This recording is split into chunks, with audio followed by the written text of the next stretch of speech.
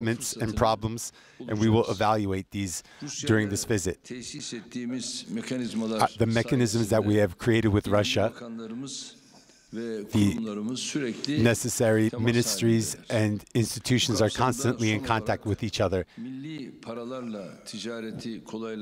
And most recently, we have signed an agreement to trade in local currencies, continue with joint interests and respect for one another. And I would like to note this once again. Valuable members of the press, on October 9th, the military operation that we started, dubbed Operation Peace Spring, we have halted the creation of a terror corridor on our southern border, and we have clearly stated this. As I've said before, the operation has two main objectives. The first is the 444-kilometer length from the Iraq border to Jarablus. This area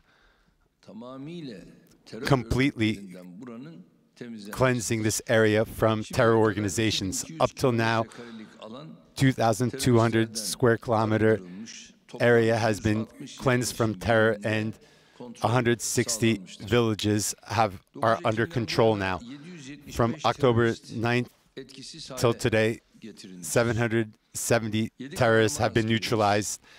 7 heroic soldiers and 79 members of the Syrian National Army and 20 civilians have been martyred as a result of terror attacks. One more time, I would like to extend my condolences and best wishes to our saintly martyred people. May God grant entrance to heaven to our martyrs. According to the agreement signed with the United States, all the terrorists in the region must leave, and tonight is the deadline. 10 p.m. will be the expiration date for the agreement. Our forces on the ground are closely following developments. The promises that America has given us, if they are unkept, our operation will continue from where it was halted, and it will be more decisive than before. The second objective of the operation is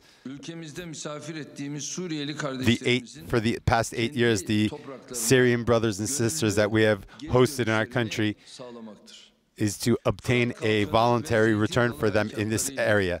With the Operation Euphrates Shield and Olive Branch, the 4,000 square meter area that we have been able to secure, we have been able to help the return of 365,000 Syrian refugees. And as security increases in this area, voluntary returns will increase as well. The area that will become a safe zone after the Peace Spring operation, we are expecting 1 million, and if Deir ez-Zor is added to this, maybe up to 2 million people will be able to voluntarily return to these areas. But this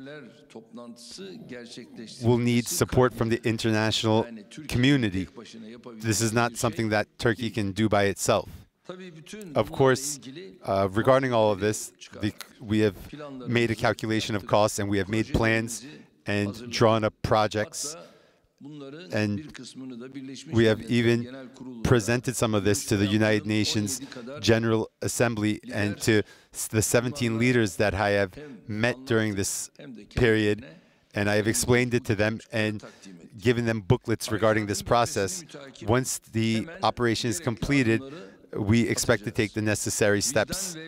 Our conscience and vision, and other countries that possess this conscience and vision, we ask these countries to support this project to help bring the Syrians back home. Turkey has shouldered a burden for 8 years, but it cannot shoulder this burden anymore. There is a fire in the kitchen of the neighboring country, and to say, hey, I don't want the smoke in this country, that is not a conscious move.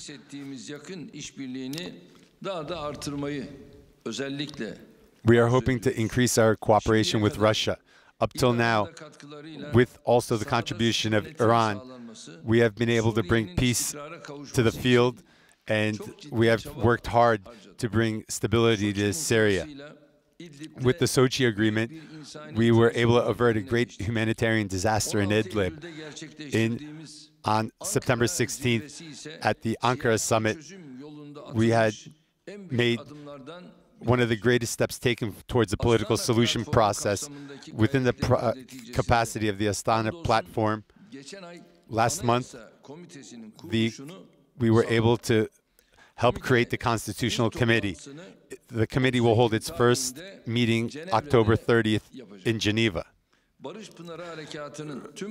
All the efforts of the Peace Spring operation will help support this process. Turkey and Russia have always been against terror and continue to struggle against terror and share ideas.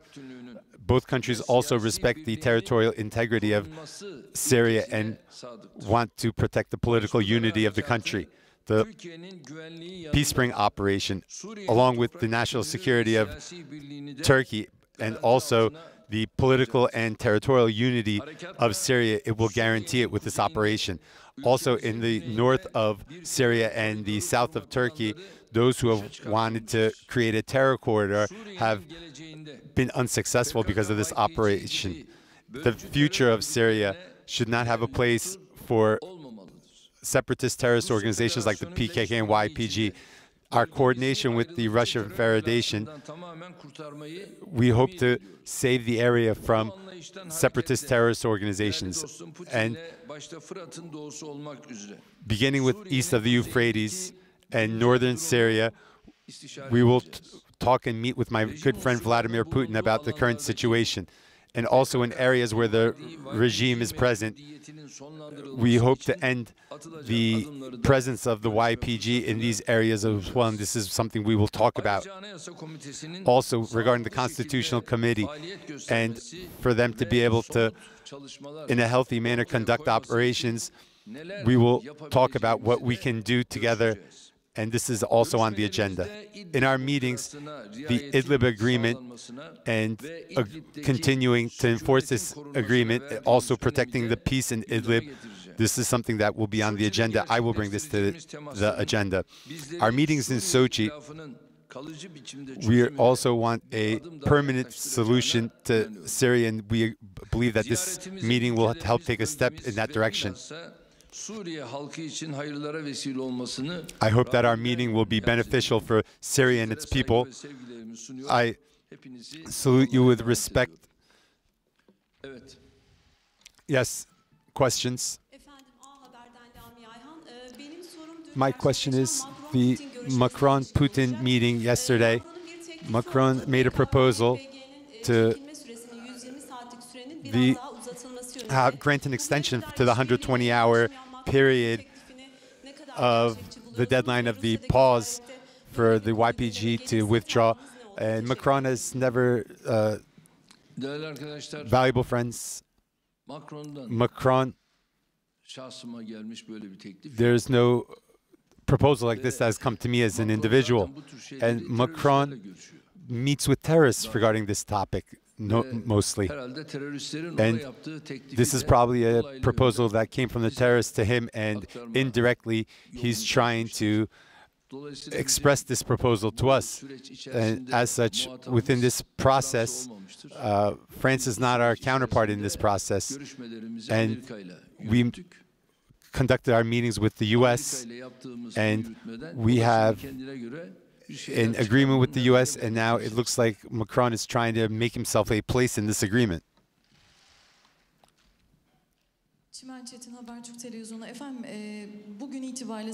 Today, beginning at 10 p.m., the deadline expires. What's the latest on the ground? Is the YPG, PKK withdrawing, and is it are the weapons being collected? As you said in your speech, we're talking about a very great cost in the safe zone. The EU has given promises to Turkey before, but they have not kept them. Is there any type of stance from the EU, US, or Russia, valuable friends, we are doing what we have to do and taking the necessary steps. We have studied the situation in this area. See, you're all talking and you're continuing to interject things. This isn't the way to do this. If you are sincere regarding these developments, then there's something you must do. What is it?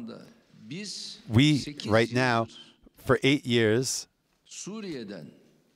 have been hosting refugees who were forced to flee Syria. And we are hosting these people, and we have spent $40 billion, more than $40 billion. The EU did not keep its promise. In 2015, and also the money that has been given up till now, and this is not into our budget. This is gone to NGOs, to like Red Crescent. This is about 3 billion euros. Well, they didn't keep their promise here either. So as such, now the steps that need to be taken, we are making a plan and a project. Our plans and our project have been presented. If you're honest, in no country in the world, there is no other country that has 4 million refugees in it. There is no other country that is hosting 4 million refugees. Only Turkey does this. Where is your humanity? Where is your... you make much rhetoric regarding humanity. This isn't with rhetoric or dialogue. If you're honest, if you're sincere, why are you giving 30,000 trucks worth of weapons to this area? We have determined where these weapons are, and unfortunately, these weapons have been procured by the United States, who we're just meeting. Who knows what more we're going to find? Again, thousands of cargo planes, vehicles, weapons, bullets. Just a couple of weeks ago, 400 trucks were delivered. Again, weapons, ammunition, vehicles. Now I ask you, someone's trying to create a terrorist state here, and we as Turkey, do you want us to allow this? And these steps that have been taken to fracture the territorial integrity of Syria. Should we allow this? To the contrary, we respect territorial integrity of Syria. We protect it and defend it. But the others, I can't say the same. And our decisiveness, up till now, the way we've continued it, and we will continue to put forth this decisive stance again.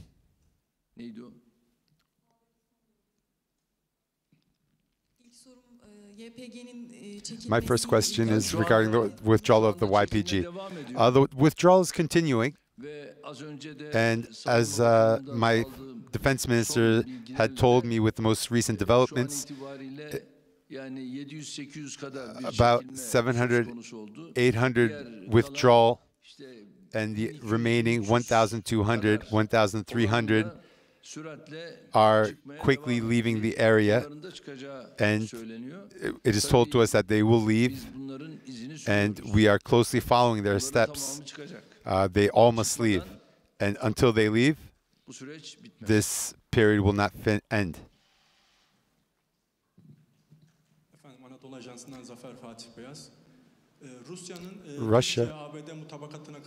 Is Russia going to participate in the U.S.-Turkey agreement? And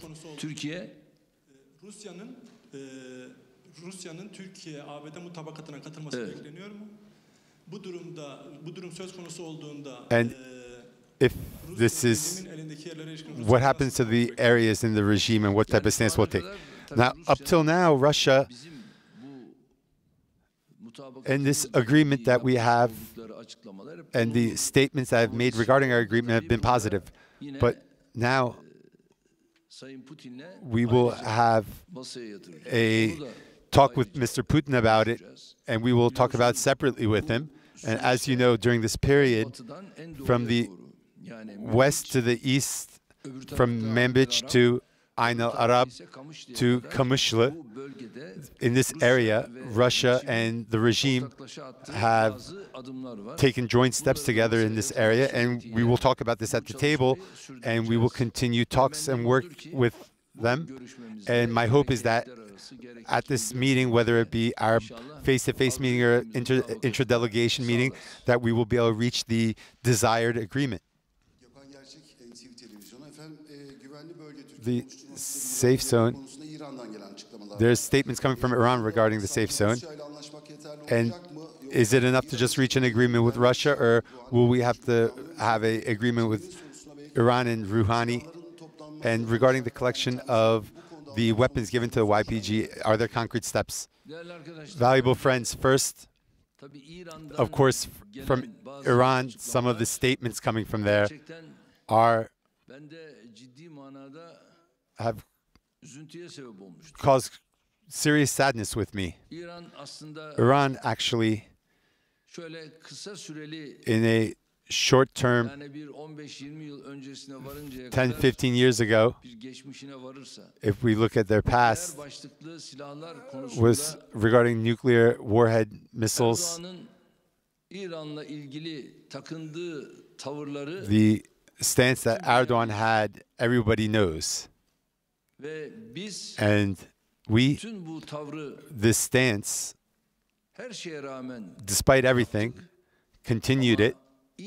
But from Iran, unfortunately, there were some cracks and opposing voices, not from Rouhani. Mr. Rouhani, some of his working friends were seeing opposing voices. And these, from the beginning, Mr. Rouhani must put these voices in line. And all my friends and myself as an individual are very uncomfortable from this. Right now we are within the Sochi agreement. We are the three members of this agreement. There's Turkey, Russia, and Iran. And how is this period, how is this process going to continue? Starting with the Astana process to the Sochi agreement, we have a process. And what you want to call this a partnership, you want to call this supporting each other, call it whatever you want. But people should not betray each other. Unfortunately, what is being done is wrong. And during this process, I, in a serious manner, condemn this.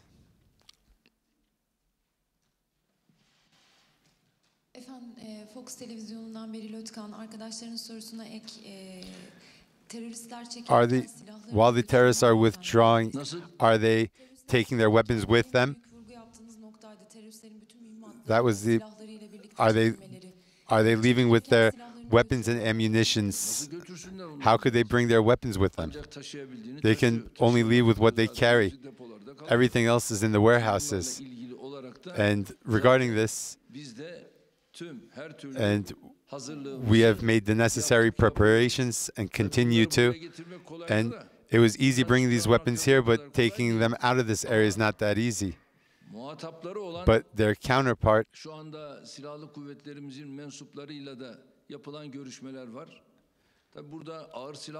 there's heavy weapons here, light weapons here, and regarding this, we told them, and we are behind it,